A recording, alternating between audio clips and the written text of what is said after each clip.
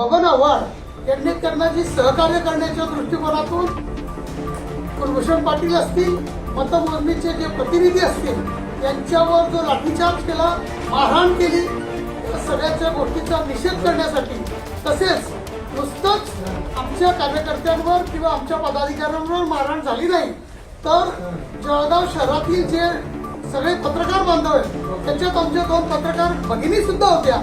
तिथे महिला पोलीस मध्ये नसताना त्या पोलिसांनी त्या महिलांना सुद्धा एकदम बेदर्दीने कुठली तमा न बाळगता की महिला ज्या पद्धतीने बाहेर लोटलं, बाहेर काढलं, त्या सगळ्या गोष्टीचा निषेध करण्यासाठी आज आम्ही ही पत्रकार परिषद घेतलेली आहे.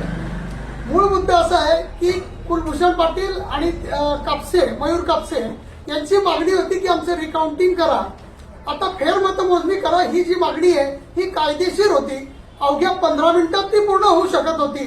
म्हणजे त्यांनी अर्ज मंजूर केल्यावर ती 15 मिनिटात पूर्ण होऊ शकते.